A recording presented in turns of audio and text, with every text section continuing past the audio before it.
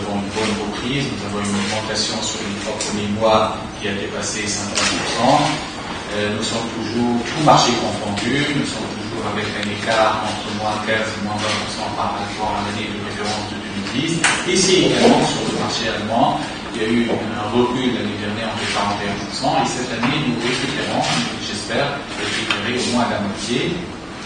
L'événement de la rive, l'événement de Jeddah qui a eu lieu en 2002 et qui était très mal géré en termes de communication et en termes de responsabilité de l'État, mais également que le produit touristique tunisien, aussi bien produit que marketing, n'a pas su évoluer, il n'a pas su répondre et s'adapter aux besoins et aux attentes des touristes allemands, et c'est pour ça qu'on a enregistré cette baisse de la moitié entre 2000 et 2010.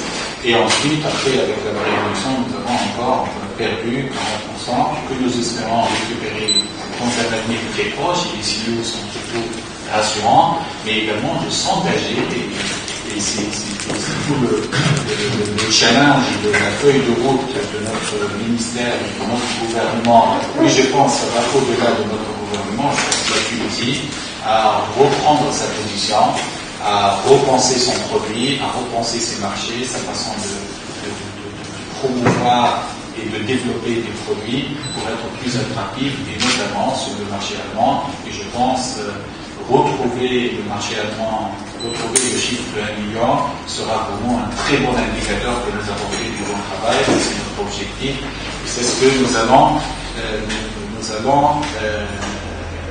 faire ensemble entre professionnels et l'État pour reprendre cette position sur les marchés allemands.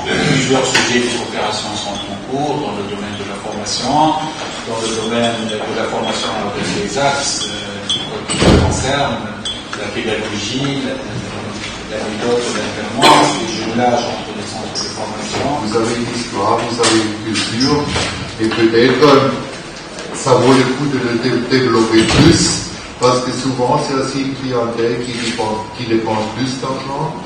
Et là, je pense, c'est un devoir très important. Deuxième chose, je suis sûr que l'écologie va jouer un rôle beaucoup plus fort dans le futur.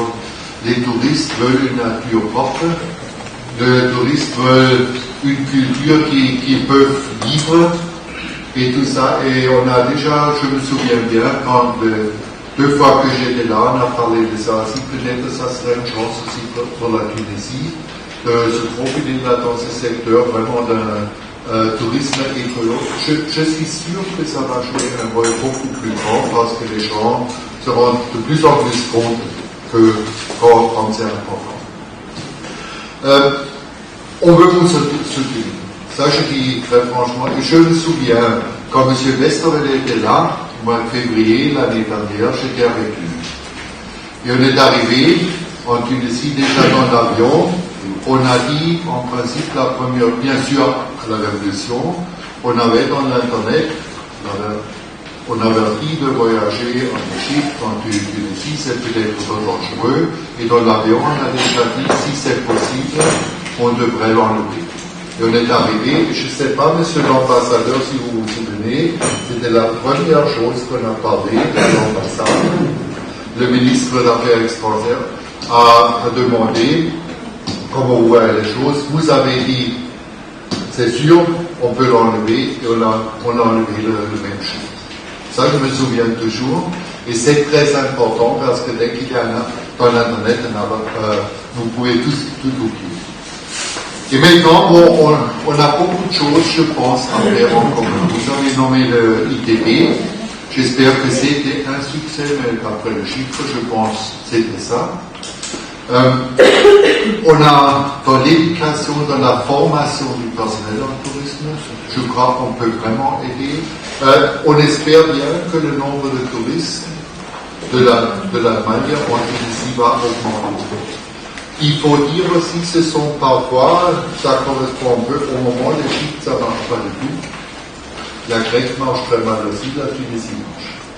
Et maintenant, c'est de leur offrir la qualité de leur offrir le bon produit pour qu'ils retournent. Nous, on ne peut pas les dire par l'État, allez là.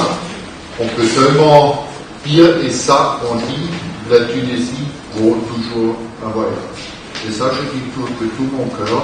Moi, je suis là depuis hier matin. Ce matin, j'ai téléphoné à mon époux, j'ai dit, bon, je ne pense pas que je vienne demain, je reste un peu plus longtemps. Suite à quelques événements, dont celui de Riba, et malheureusement, on a perdu notre place sur ce marché.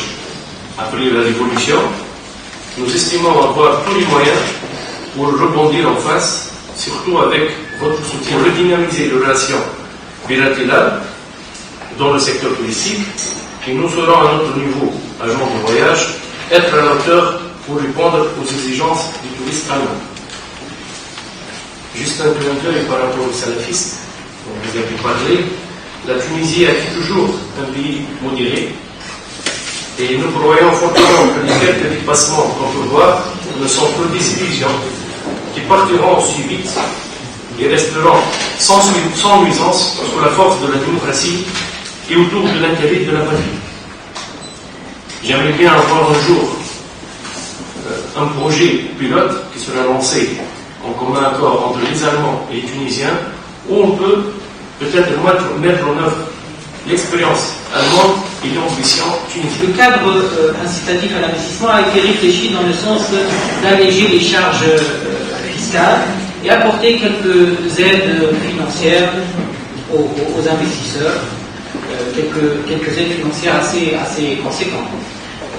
Je vous dispenserai des détails, mais sachant quand même qu'il y a quelques avantages fiscaux au niveau des suspensions de la TVA, au niveau des exonérations de droits de taxes de douane, au cas d'importation où il y a importation de quelques équipements, quelques avantages financiers comme des primes d'investissement allant de 8% à 25%, comme la prise en charge par l'État de la contribution patronale au régime légal de sécurité sociale.